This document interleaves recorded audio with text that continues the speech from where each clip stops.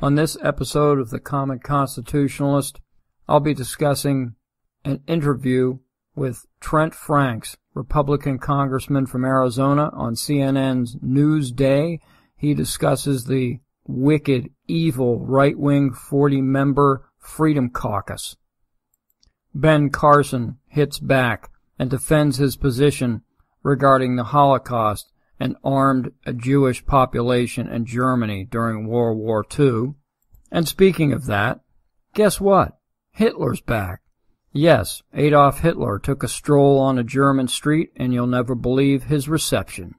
Today on The Common Constitutionalist. You're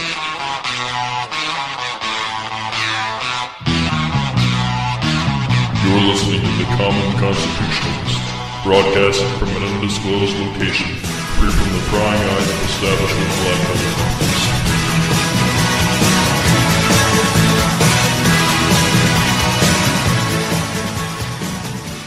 So I was watching CNN New Day, I think they call it. It was Thursday, Friday morning, I don't know when it was.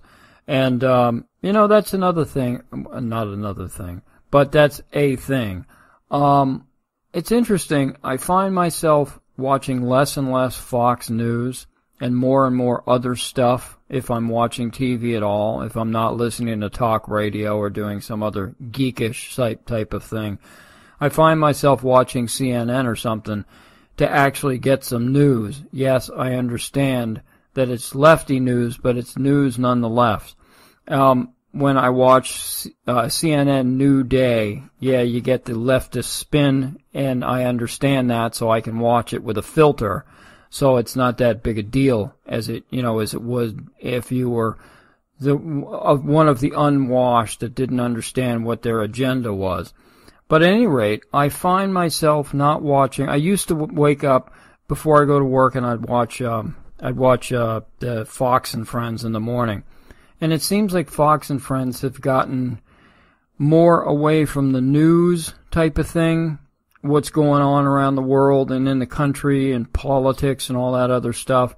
And they've gone, I don't know, they almost seem like they've gotten to the Good Morning America type of thing where they do cooking recipes and all sorts of fluff pieces and neato little things. And Elizabeth Hasselbeck's up there talking, whatever. I find myself not watching Fox News as much as I used to. And maybe it's me, maybe it's them, maybe it's a combination of the two. I don't know. I'm not sure. It's kind of odd. It's also, maybe it's because I find myself agreeing less and less of what they have to say or their points of view. Steve Doocy I like a lot. I think he's pretty staunch conservative. And you'll get the eye rolls out of him and stuff when some Republican says something squishy or some Democrat says something stupid. Elizabeth, I think she's pretty good. I don't know. I think she's probably a middle of the roader, and I find myself, whereas it seemed like a couple of years ago when I'd watch Brian Kilmeade, I'd agree with a lot of what he had to say, and it seems like now he's become, well, frankly, he's become the champion of the moderates, it almost seems like. I don't know what it is. Maybe it's just me. But I'm getting off topic here, so let me get back on topic. So I'm watching CNN New Day, or whatever their morning show is on the weekdays, and they had Congressman Trent Franks, conservative Tea Party congressman, a member of the House Freedom Caucus. Yes, that wicked 40-member Freedom Caucus or thereabouts. And he's from Arizona, congressman from Arizona. He's really good. If you guys don't know anything about him, you should listen to some interviews. He's pretty darn good. He's a good spokesman for the House Freedom Caucus too. But they were talking about the Mike McCarthy thing and how it's the big uproar in the House that they can't find a speaker and nobody's good enough for the Freedom Caucus, and the 40 members of the Freedom Caucus, basically they didn't say I can't remember who was interviewing him, but whoever was interviewing, one of the CNN folk, alluded to the fact that the Freedom Caucus are 40, a bunch of right-wing wackos, and they're holding the entire hostage country. Right? What? They're holding the entire country hostage. by not getting behind McCarthy or some other establishment moderate blankety blank. And basically the overarching tone of the CNN interviewer, whoever it was a female, but I can't remember who it was basically that the 40-member House Freedom Caucus, those right-wing whack jobs in the House, are holding the country hostage, and they're going to get what they want or else. That's it. They got rid of Boehner. They kicked Boehner out. They got rid of McCarthy. He went down in flames. I don't know what the real reason is. I have no idea. And frankly, I really don't care. But he's gone, and that's a good thing. And then, speaking of holding the country hostage, they went down the old, if they don't get what they want in the Congress, if the conservatives don't get their way, they're even willing to shut the government down. Holy crap. It's to be the end of the world if the government shuts down. The only thing I don't like about the congressmen, maybe they can't think on their feet, maybe they don't understand the questions coming, maybe they don't even know what a shutdown is. But a shutdown isn't a shutdown. The last shutdown, the big shutdown before the 2014 elections, where we took a lot of heat for the shutdown and we ended up spanking the Democrats in the election. Yeah, that worked out. At any rate, the big government shutdown was a full, I think it was between 80 and 85% of the government remained open during the big shutdown of 14 prior to the election. Whoop-de-doo. So I think and then I don't know whether somebody brought it up. It might have not been on Newsday or something like that. Oh, it was Ben Carson, as a matter of fact. He said that maybe it's time for term limits for judges, for all these politicians and judges and everything else. Maybe it's time for term limits. And he had a really good point. One of the reasons I think that the founders didn't put in term limits, particularly for judges, justices, and whatnot, and Carson had a great point, was that the fact that at the time of the revolution and thereabouts, the average life expectancy was between like 47 and 50 years old. And so I don't think the founders had a problem with a lifetime appointment if you're only going to live to 50 and then you're going to kick the bucket. So it wasn't a big deal back then. But now judges like Ruth Buzzy Ginsburg, what is she, like 192 in the shade or something like that, and still on the bench? I mean, what the heck, man?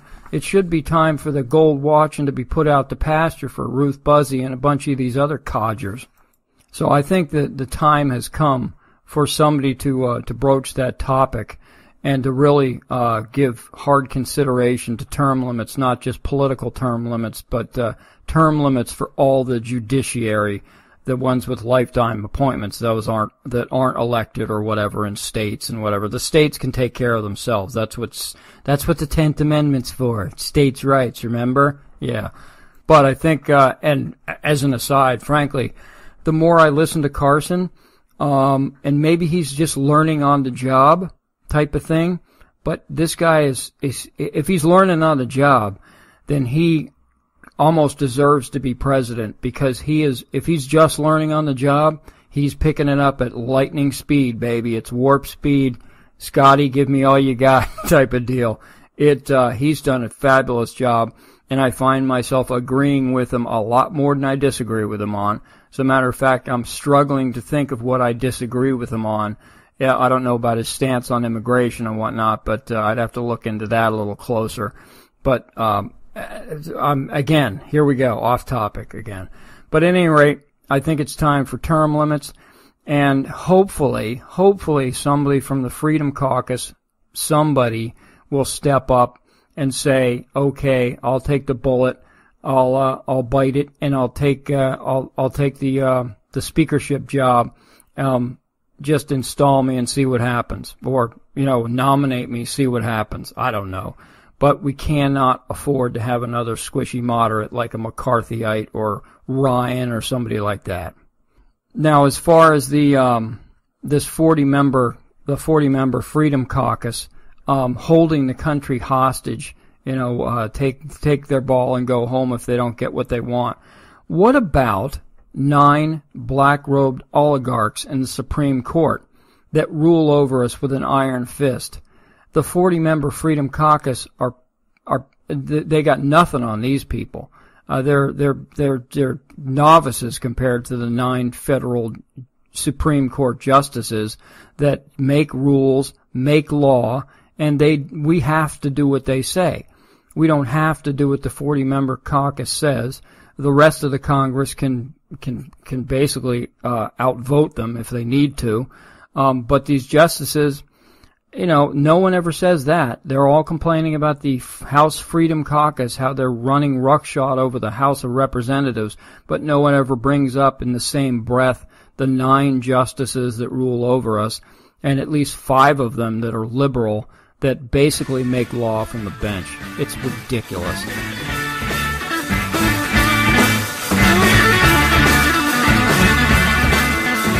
You're listening to the Common Constitution Post.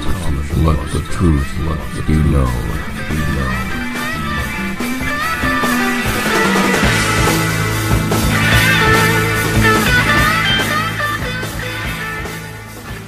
So Ben Carson was on CNN the other day, and I don't know why I'm talking about CNN so much, but so be it. So he was on CNN the other day, and he was asked to clarify some statements he made in his book, A Most Perfect Union, suggesting that gun control somehow led to the Holocaust. And, oh, my goodness, everybody was aghast at how he could possibly say that. Basically what he told CNN is I think, this is a quote, I think the likelihood of Hitler being able to accomplish his goals would have been greatly diminished if the people had been armed. I'm telling you, there is a reason these dictatorial people take guns first. How is this controversial? I mean, duh? Can I get a duh?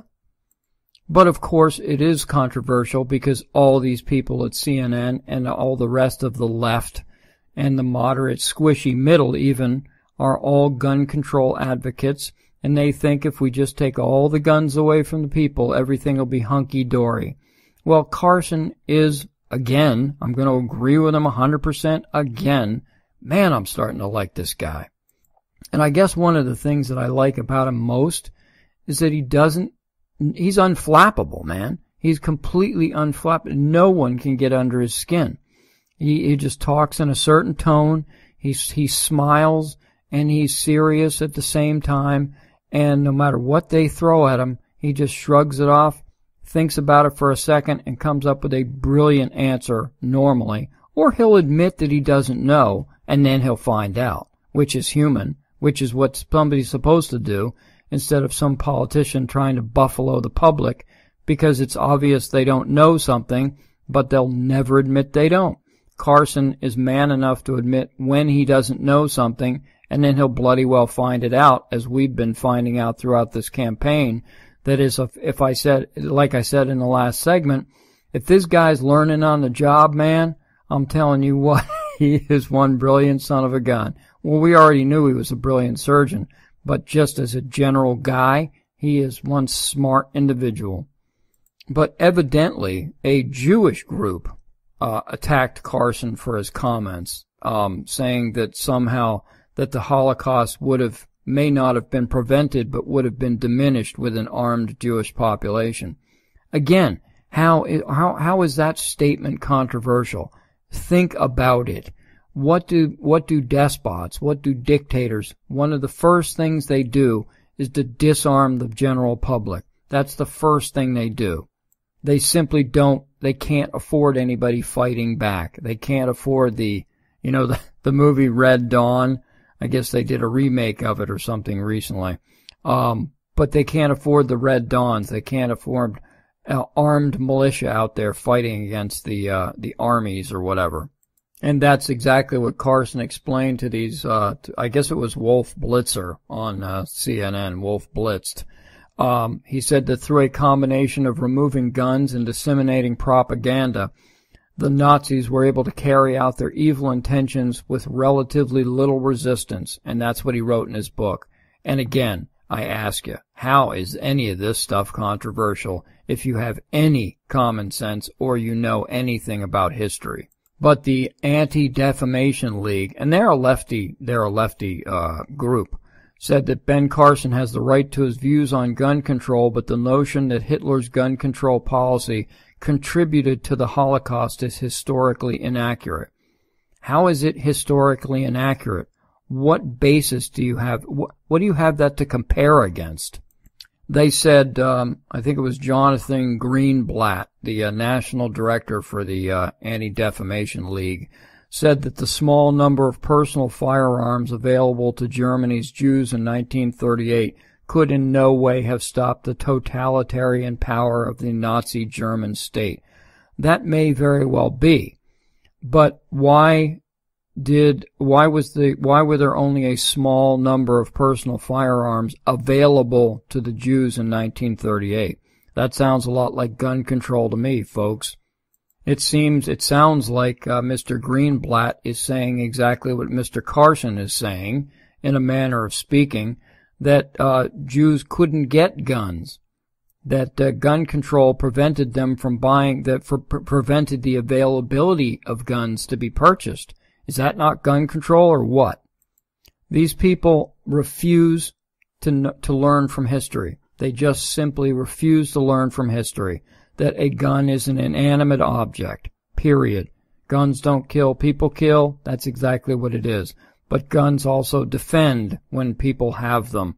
And if you can't defend, if only one side has the gun, they're the ones that are going to make the rules. And I agree with Ben Carson. It may not have prevented the Holocaust, and that's not what he's saying, but it might have greatly diminished it if they could at least fought back. And if they died, at least they died fighting back and not in a cattle car or in a gas chamber.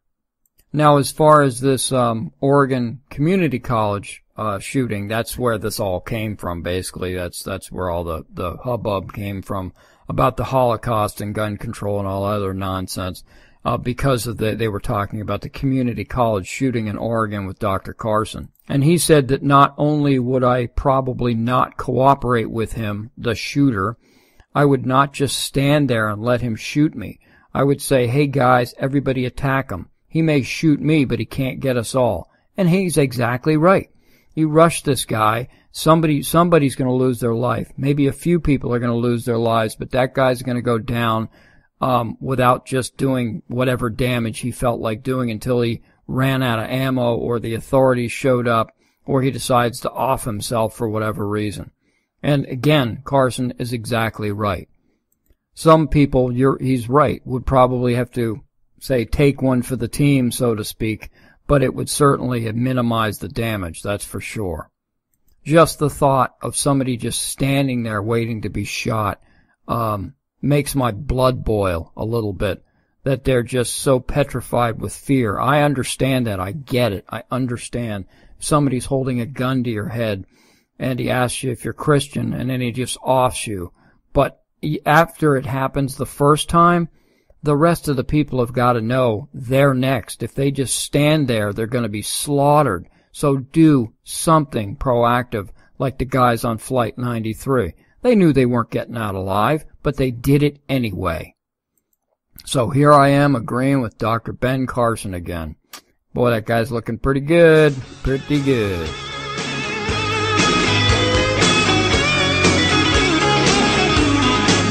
You're listening to Common Constitutionalists. Let the truth be known.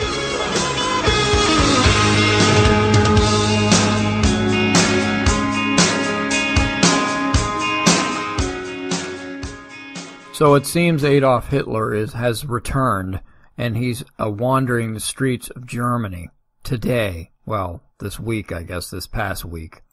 And fear not, it's not really Hitler come back to haunt us or anything. It's actually an actor, Oliver Mazzucci, who plays Hitler. He plays the Nazi leader. He's the leading man in a play called He's Back, which is Er ist wieder da. That's really bad German for he's back. And it is what's it say here? He's Back is a biting social satire by author Timur Vermes, which was released in German cinemas this week. last week, that is. The film imagines what it would be like if Hitler was transported to the 21st century, and it is interspersed with documentary footage which captures people's real reactions to seeing the dictator on the street. And the reactions were unfreaking believable. People were actually coming up to Hitler and taking selfies with Hitler. They were, I don't know if they were asking for Hitler's autograph, but they were treating him like, they say here, like a pop star. Absolutely unbelievable. Unless you know a little about Germany, and then it's all too believable because the Nazi Party is indeed making a serious comeback.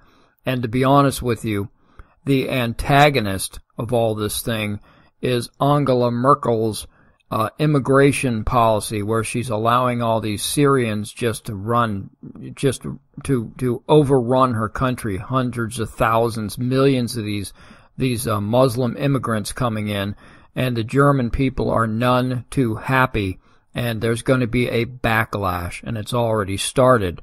The guys out there praising Hitler, and it says that an actor dressed as Hitler on the streets of Germany was begged to bring back labor camps, and he was kissed and made to feel like a pop star, casting an uncomfortable light on growing support for, here we go, you ready for this? Right-wing extremism in the country. Now again, does nobody know history? Does anyone know what the Nazi Party was? The Nazis were the National Socialist Party.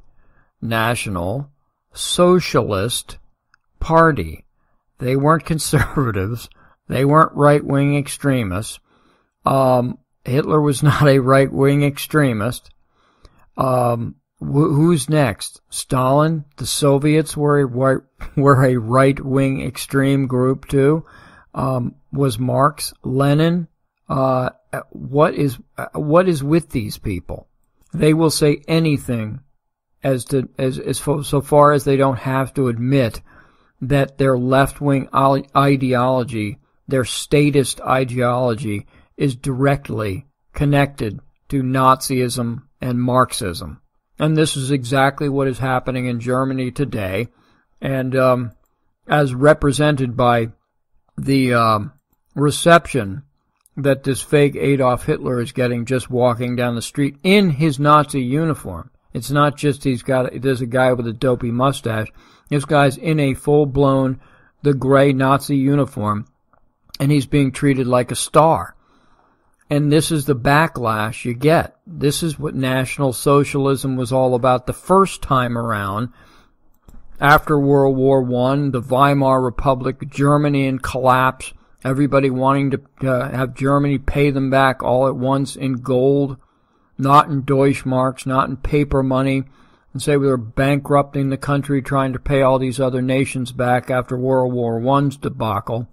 The whole nation starving and destitute and desperate, and along comes their savior, Adolf Hitler, riding in on an Aryan white horse to save the day with his National Socialist message of how they're going to make Germany great again, and how they're German purification and whatnot. And this is what's happening right now. And again, like I said, the catalyst or the antagonist is got to be, it may not be the number one thing, but it has a lot to do and will continue even more so to have a lot to do with the immigrant population they're allowing to flood into their country that's watering down their civilization. And that's just the way it is. You may not like that fact. It may not sound all rosy, and it may not sound very charitable, but the fact is that's what's happening over in Europe, and particularly in Germany. Everybody's wanting to get to Germany for the social safety net that they offer, and this is the backlash. This is the backlash that you see demonstrated by an actor dressed as Hitler walking down the street getting kissed, asking to bring back labor camps, and being treated like a freaking rock star. This is just how far have we fallen. But again, it's these liberal leftist policies that are driving these poor people. to do what they do. It's not that they don't have any fault of their own. It's not that they're not accountable for their own behavior, but this is what happens in societies. And the actor who played Hitler walking down the street, he said he was horrified by the reaction. He said the people clustered around me. One told me she loved me and asked me to hug her. One, to my relief, started hitting me, thank heavens. He said older people began pouring their hearts out to him, often voicing extremist views. No doubt right-wing extremist views, right? Yes, bring back labor camps, one person said to the dictator in the film. This is absolutely unbelievable, but it is absolutely believable at the same time, where something like this can happen to Germany, and it's going to get a whole lot worse. You just wait. The more people they allow to flood into that country that aren't Germans, the bigger the backlash is going to be. And it's all going to blow up. I guarantee you it will. It doesn't have a choice. It has to blow up. Something's going to have to come to a head. And this is just endemic of the reaction of somebody like a Hitler. Again, within Germany, some politician will glom onto this thing and start to attempt to bring back National Socialism. This is the way it always happens, folks, and it looks like it's going to happen again over in Germany. God help us. So that's about all I've got for today. Y'all have a great weekend. Have a good Columbus Day, all you racist sons of guns like me. So y'all have a good weekend. I'll talk to you next week.